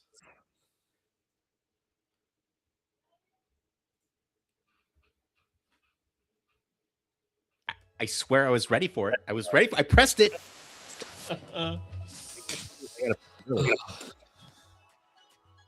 So, in some ways, it was a shame that we couldn't get Neil, because we didn't know what we were doing and all that sort of stuff. Neil's things would have been crowbarred really nicely into the episode, wouldn't it? Yeah. I might spice it in. Yeah, no, I think if it's not too much, I think it's definitely worth considering because it fit into that into all of that really well. So a little whoosh sound effect and then throw it in there. Yeah. Although there's music behind it, so I'd have to isolate the track and then do all that fun stuff. So we'll see. I think you could say, we spoke to somebody in the pre-show, but it's, we spoke to Neil in the pre-show, but we thought it was worth bringing into the main show. I'm sure people would be forgiving. So, and just to keep it as simple as possible. But yes, exciting news that Project Hail Mary is about a month away from being released. I'm very excited about that. It's going to be great. It's not often I get excited about films as such. I'm not a big cinema goer in the grand scheme of things, but I'm excited but nervous because I think the book is a great book, and I think the ability to mess this up. It's a bit like when Top Gun 2 came out. I didn't ever want to watch Top Gun 2 because I thought it was going to be terrible. But it isn't. It's brilliant. So I'm hoping and praying. Do they have early reviews yet? I haven't seen them. I've seen some commentary on the trailers, but that's about it. So, yeah, we will see. Early. I have one here from the Synesthetic. Okay. Early word on Project Hail Mary is calling it a masterpiece. Is that a double bluff though? I don't know. I mean, it should. I mean, from the trailers I've seen, I mean, obviously we've spoken about this before. But it's I thought initially it would have been done in the same way as they did The Martian, because obviously Sam Martin and all that, but obviously it's different. It is a director and all that sort of stuff, but it should be good.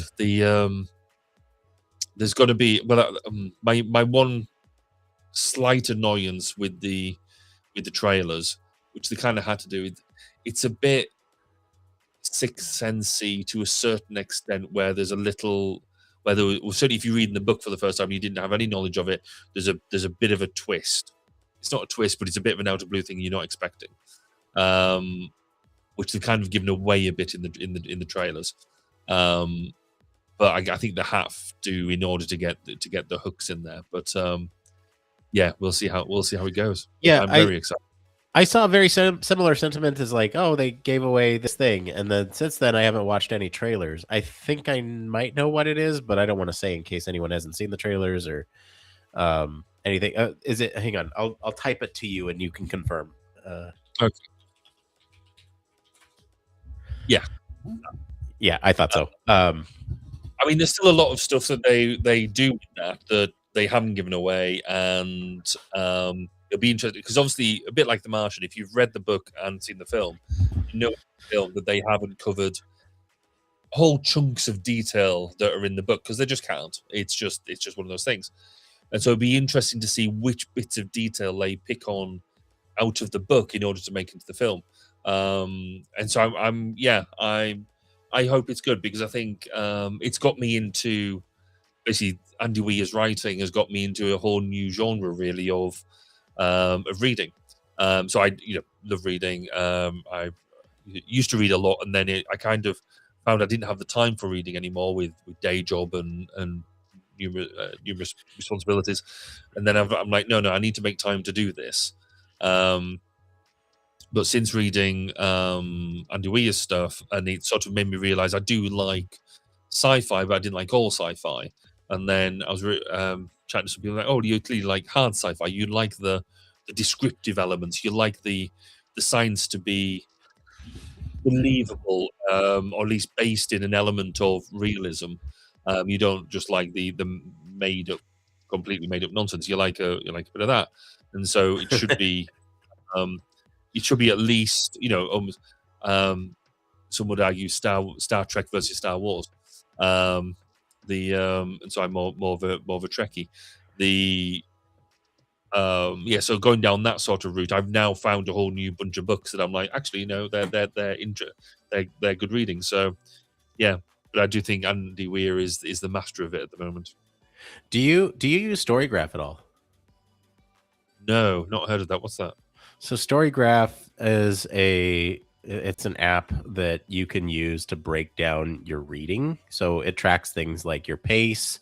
It tracks things like the different moods that are present in a book.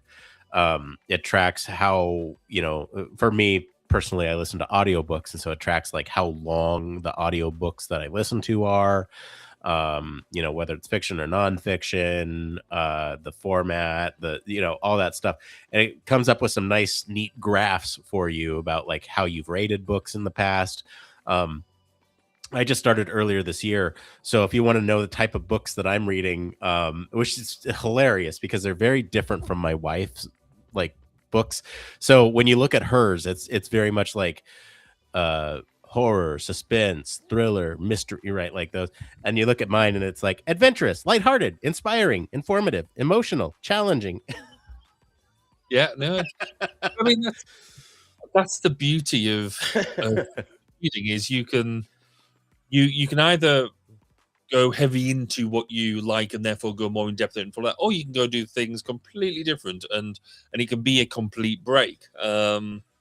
So yeah, I think it's when we talk about technology and things like that, and maybe we should probably do an episode on this around mobile phone addiction, and this idea of like you're sat there, just scrolling, sort of doom scrolling and all that sort of stuff, where even I sometimes find it hard to put the phone down, pick up my book, pick up my Kindle, to actually do that and sort of stop myself from picking up my phone, because I'm after that fix of scrolling, and so are we losing that drive to read, even though love reading? Are we losing that because we want that addiction, that addiction appeasing piece of the scrolling the phone? So yeah, I think it's interesting. I've started pairing my my audiobook listening with walks, and like walks on the treadmill. Oh, cool. Okay. And the way I tend to think about it is like, I look forward to listening to the book. I don't look forward to walking on the treadmill, but I have to get some movement in. And so, for me, it's like, okay, well, I have something to look forward to at least. And so I'm trying to just do enjoyable stuff on the treadmill. So when I listen to books, I'm only listening to my Star Wars books. I'm trying not to pair it with like, when I first was walking on the treadmill, I'd pair it with like Udemy learning and stuff. And I was like, this feels a little too technical for me just walking on the treadmill, and I did music, and then you get bored of the playlist. And then, books are nice. Audiobooks are nice because you just walk and listen. Yeah, it's good stuff.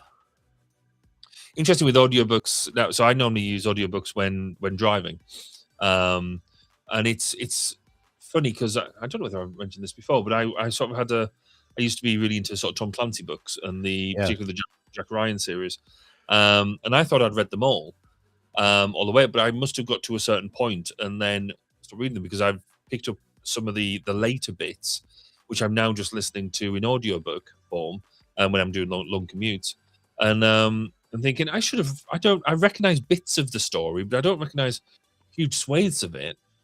And I should do because I've read them all. So why haven't I done this? So I think I got to that bit where I hadn't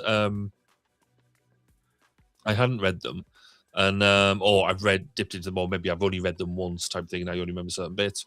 So yeah, I'm actually in a pleasant situation where I'm reading or listening to the audiobook as if it's like basically the first time I've read the book. So that's yeah, it's been quite good fun. Going back to Project Hail Mary, if you listen to the audiobook as opposed to the written book, it's got some bits of genius in there with the way they've done the audiobook as well. Yeah, that's what you were saying last week, I think. Yeah. It's fascinating though, the way that you're talking about it. I wonder if you're listening to an abridged version. No, I'm not. It's actually it is unabridged because it's so long. Okay. But yeah, it's interesting. But I think it's just, if I have read it, it's so long ago. So I've willfully forgotten it. I have to mention this with the mention of abridged. There was oh god, it was back before Disney bought Star Wars. Aging myself here, early 2000s. I was listening to an audiobook, Star Wars audiobook, and then it was abridged. And one of the things that happened in that, is a very consequential chapter or two that they like left out. And so like fans were very upset about this particular book and how they left out this particular thing. And it's a abridged version. And so since the acquisition, they have not done an abridged version that I know of. I mean, they'll do versions of like choose your own adventure books and read the canonical story and leave out everything else, but that's about it. And that's really it's like hard to do choose your own adventure on audio format anyway, because like you choose the chapter, you're not just you can't always do that when you're listening. So to me, something like that makes sense. But anyway, I'm glad none of my stories are abridged. Yes, it is interesting. I mean, another discussion I was having the other day is, if I'm listening to an audiobook, is that reading? Which I think is quite interesting. Yes, hands down, yes. And I don't care either way. I think if you're consuming the content and basically putting yourself into that other world or whatever it is, it almost doesn't matter. But then there are purists who say no, you have to be reading the word to do that. I'm like, possibly. No, here I'll give you two arguments that will silence the haters. And if you're a hater, go in the comments. Let me know. I'm here. Let's duke this out, because yes, audiobooks is reading. Here's example one. You read a book and I listen to a book. We go to a book club and we can both discuss the book in detail. We can both discuss what happened in the story. One might argue that I might have more notes because I'm writing down or listen, while I'm listening, and you're reading and you can't write down while you're reading. You have to pause. And then, so I think it's the same from that perspective. Another argument you could use is like, for those who are vision impaired, are you going to say that you haven't watched a movie because you listened to the audio description of what's happening? Are you going to say that? Like, you haven't seen this movie? Yeah, but I listened to it. Like, are you really going to say that to somebody who's visually impaired? Like, if so, stop. You're a snob. Like, I'm sorry, but that's snobby. And like, to me, it's the same argument. Like, we can still talk about the thing. One of the things I like about audiobooks, because I do read quickly, and so I can get through quite a serious chunky book in quite a short period of time. But I know with some of that, I am speed reading some of it.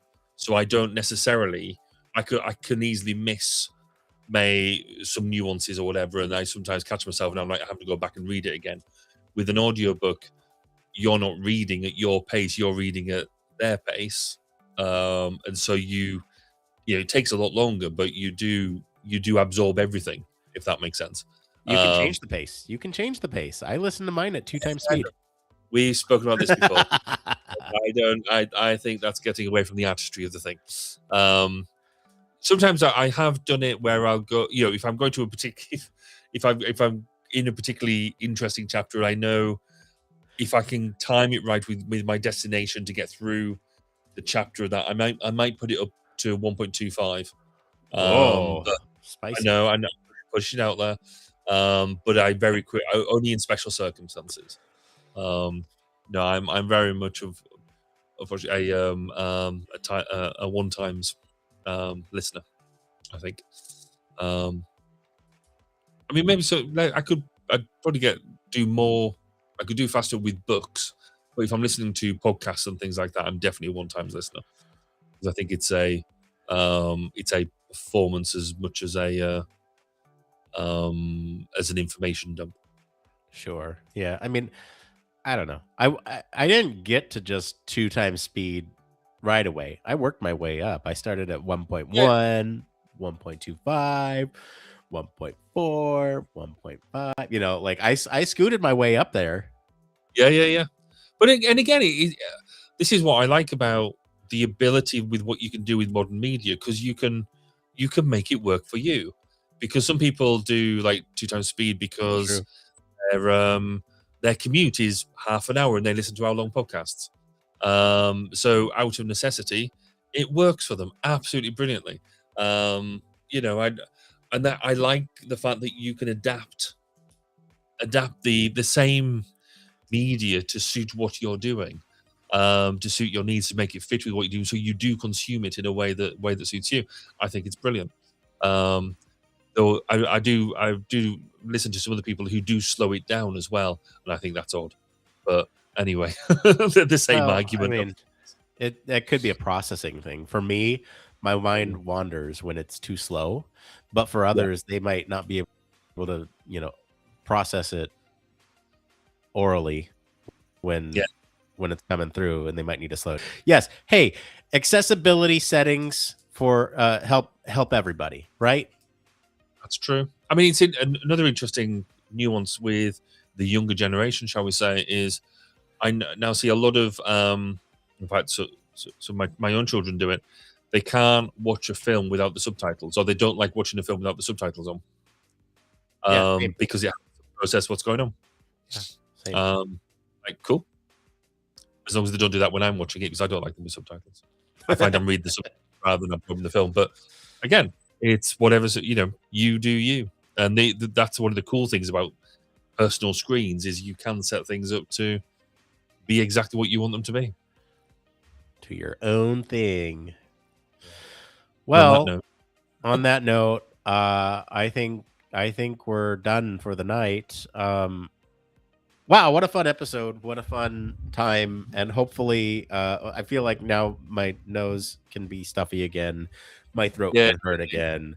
I can go back to resting. Of course, after I get this episode up and ready to go. Wink, wink, maybe. I don't know. The post on this one might take a little minute, but just you're here. If you're watching this live, thank you. Really appreciate your attention to this detail, this attendance. I see the numbers. Thanks. No, seriously, thank you for hanging out with us. Even if you haven't said anything in the chat, I see you. I see that you're here, and I appreciate you. All right. With that, we'll be back in just 2 weeks' time to talk about some other topic that hopefully won't be selected the day before and sent hastily in a message to Barry the morning of. Well, be back. Like, what is that? March 5th? Is that like that? Yeah. March 5th is an interesting date because it immediately follows the only date that is a command. March 4th. Yeah, okay. Fair. March 4th. Yeah, exactly. March 4th. Yeah. Hey, isn't that fun? All right, cool. Well, we'll see you right after that command day. In the meantime, if you want to come chat with us in Discord, please do. Until next time, bye, everybody. Bye. Anything else, Barry? No, I'm good. Catch you later. Bye-bye. Are you tired of boring lectures and textbooks on human factors and UX? Well, grab your headphones and get ready for a wild ride with the Human Factors Minute podcast. Each minute is like a mini crash course packed with valuable insights and information on various organizations, conferences, usability methods, theories, models, certifications, tools, and much more. We'll take you on a journey through the fascinating world of human factors, from the ancient history to the latest trends and developments. Listen in as we explore the field and discover new ways to enhance the user experience. From the Think Aloud protocol to the critical incident technique, focus groups, iterative design, we'll make sure that you're the smartest person in the room. Tune in on the 10th, the 20th, and the last day of every month for a new and interesting tidbit related to human factors. Don't miss out on the Human Factors Minute podcast, your ultimate source for all things human factors. Human Factors Cast brings you the best in human factors news, interviews, conference coverage, and overall fun conversations into each and every episode we produce. But we can't do it without you. The Human Factors Cast network is 100% listener supported. All the funds that go into running the show come from our listeners. Our patrons are our priority, and we want to ensure we're giving back to you for supporting us. Pledges start at just $1 per month and include rewards like access to our monthly Q&As with the hosts, personalized professional reviews, and access to the full library of Human Factors Minute, a weekly podcast where the hosts break down unique, obscure, and interesting human factors topics in just 1 minute. Patreon rewards are always evolving, so stop by patreon.com/humanfactorscast to see what support level may be